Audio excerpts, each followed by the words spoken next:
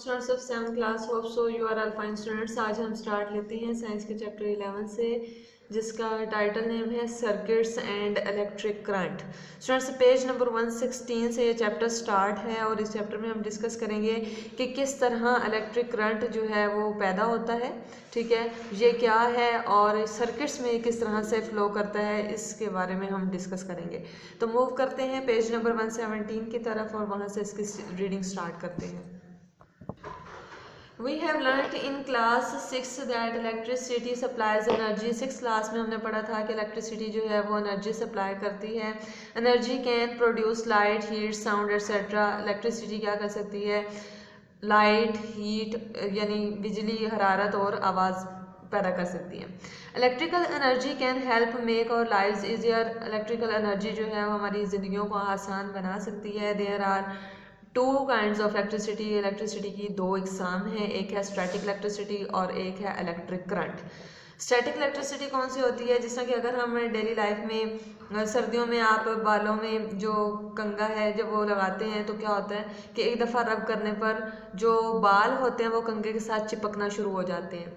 उस दौरान में बालों पर और कंघे के ऊपर चार्ज आ जाता है, वो क्या होता है? स्टैटिक इलेक्ट्रिसिटी में इसका स्टैटिक चार्ज होता है। Charge is basically the power, ठीक है। इसी तरह से अगर आप चल रहे होते हैं तो चलने के दौरान ज़मीन और आपके पाँव के दरमियान जो रगड़ होती है उसकी वजह से चार्ज पैदा होता है। तो चलने के दौरान जब पाँव और ज़मीन के दरमियान रगड़ पैदा होती है तो उससे भी चार्ज प्रोड्यूस होता है, दैट इज़ स्टैटिक चार्ज, ठीक है। चार्ज से मैंने पहले भी डिफाइन किया कि एक पावर है, लेकिन इस चैप्टर में हम इलेक्ट्रिक करंट को डिफाइन करेंगे और यहाँ पर हम देखेंगे कि चार्ज जब फ्लो करता है, चार्ज जब हरकत करता है तो उस दौरान में करंट किस तरह से प्रोड्यूस हो सकता है। We have learnt about static electricity in the previous classes. Here we shall discuss electric current, its effects and measurement. हम जो स्टैटिक इलेक्ट्रिसिटी का फिनोमेना है वो तो आपने छोटी क्लासेस में पढ़ा ही है, लेकिन यहाँ पर अब हम इलेक्ट्रिक करंट को डिस्कस करेंगे, उसके असरात देखेंगे, इफेक्ट्स देखेंगे और उसकी मेजरमेंट यानी हम देखेंगे कि किस तरह मेजर किया जा सकता है, इसकी पैमाइश कैसे की जा सकती है।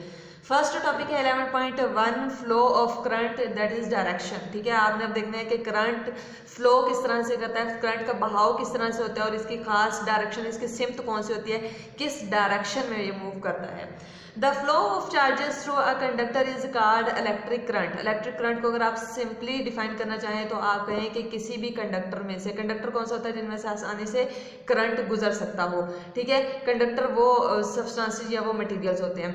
अब कंडक्टर में से जब भी कोई भी चार्ज फ्लो करता है, चार्ज का बहाव होता है तो वो क्या कहलाता है? इलेक्ट्रिक करंट कहलाता है। Charges travel from one pole, pole कहते हैं सिरे को, ठीक है। Charges travel from one pole to the another pole of an electrical source battery as shown in the figure 11.1। आपको यहाँ पे एक फिगर नजर आ रही है जिसमें एक बैटरी का इस्तेमाल किया गया है, एक की इस्तेमाल की गई है और बल्ब इस्तेमाल किया गया।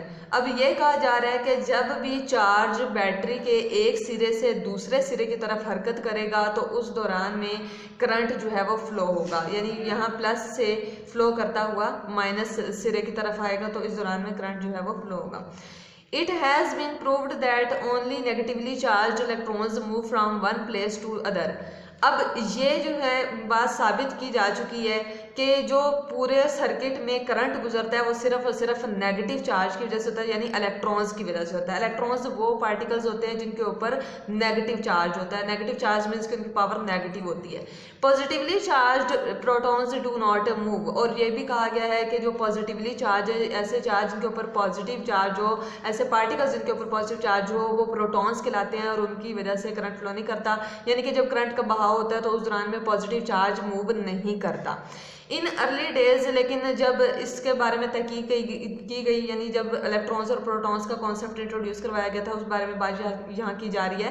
Before the discovery of electrons scientist guessed wrongly that electric current was the flow of positive charges from the positive pole of the battery to the negative pole.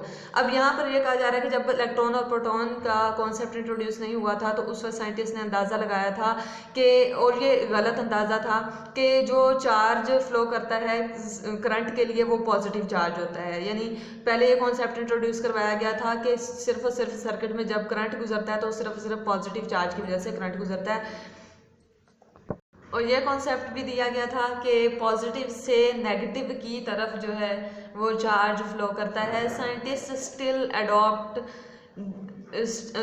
still adopt this idea and they have called it as a conventional current। तो उस वक्त जो current मुतारफ़ करवाया गया था positive charge की वजह से, वो करंट कौन सा करंट कहलाता था? कन्वेंशनल करंट कहलाता था। The unit for electric current is ampere. Current का यूनिट एम्पेयर है। Other smaller units are milliampere and microampere. और इसके अलावा करंट को छोटे यूनिट्स में भी मेजर किया जा सकता है, और वो कौन से हैं? मिली एम्पेयर और microampere. Electric current is measured by an ammeter. और इलेक्ट्रिक करंट को मेजर करने के लिए, इसकी पैमाइश करने के लिए जो डिवाइस होती है उसे हम क्या कहते हैं? एमीटर कहते हैं। An electric circuit is a complete path along which charges flow. Electric circuit क्या होता है? इलेक्ट्रिक सर्किट वो मुकम्मल रास्ता होता है जिसमें चार्ज जो है वो फ्लो कर सकता है, चार्ज का बहाव होता है। की स्विच, की को क्या कहा जाता है? स्विच, जो यहाँ पर आपको फिगर में नज़र भी आ रही होगी। स्विच कैन ओपन और क्लोज अ सर्किट। अब क्या होता है कि जब आपने सर्किट को ओपन या क्लोज करना हो तो उस दौरान में आप क्या करते हैं? इस की को ओपन या क्लोज करते हैं, तो उस दौरान में सर्किट में से करंट कभी ख़त्म हो जाता है, यानी उसका बहाव रुक जाता है, और कभी स्टार्ट हो जाता है। Electric current only flows through a close circuit. और इलेक्ट्रिक करंट सिर्फ और सिर्फ क्लोज पाथ के अलॉन्ग ही मूव करता है, यानी कि जब ये की बंद होगी तो तब करंट को रास्ता मिल जाएगा, चार्ज को रास्ता मिल जाएगा गुजरने का, तो उस दौरान में करंट फ्लो करेगा। लेकिन जब यहाँ से आप की हटा देंगे, दरमियान में गैप आ जाएगा, तो चार्ज को रास्ता नहीं मिलेगा गुजरने का, तो उस दौरान में करंट फ्लो नहीं करेगा। नेक्स्ट है जी कंडक्टर्स एंड इंसुलेटर। अब कंडक्टर्स और इंसुलेटर्स को यहाँ पर डिफाइन किया जा रहा है। The materials which allow electric current to pass through them are called conductors. वो मटेरियल जो कि अपने अंदर से करंट को गुजरने की इजाज़त देते हैं वो क्या कहलाते हैं? कंडक्टर्स कहलाते हैं।